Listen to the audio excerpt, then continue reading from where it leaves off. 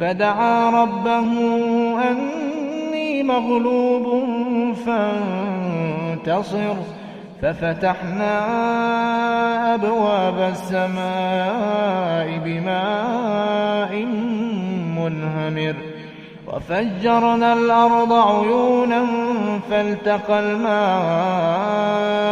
على أمر قد قدر وحملناه على ذات ألواح ودسر تجري بأعيننا جزاء لمن كان كفر، ولقد تركناها آية فهل من مدكر. فكيف كان عذابي ونذر، ولقد يسرنا القرآن للذكر فهل من مدكر.